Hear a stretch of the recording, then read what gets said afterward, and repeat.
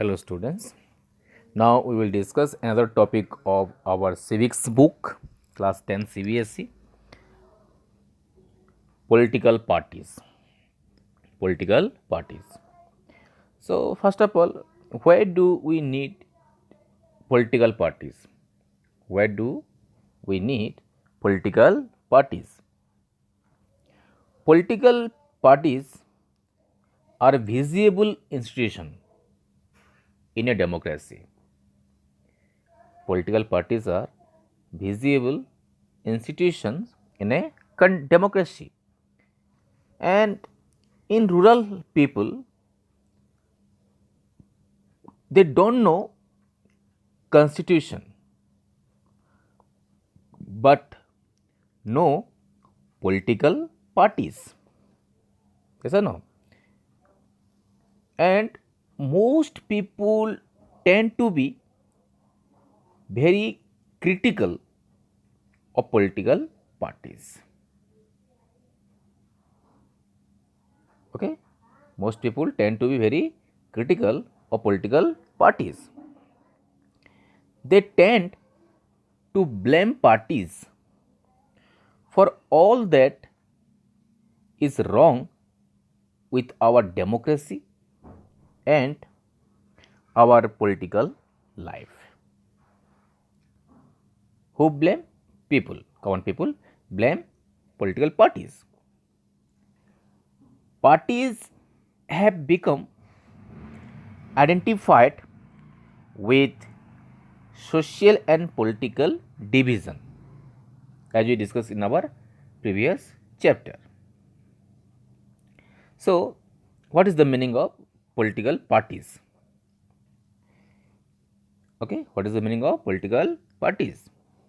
A political party is a group of people who come together to contest election and hold power in the government. Once again, see, a political party is a group of people who come together to contest election and hold power in the government. Political parties try to pursue people where their policies are better than others.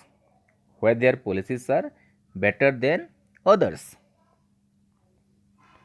They seek to implement these policies by winning popular support through election. By winning popular support through election. Parties reflect fundamental political divisions in a society. Parties reflect fundamental political divisions in a society. Political parties are about a part of the society.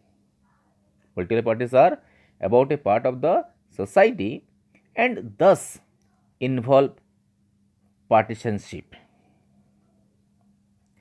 A political party has three components.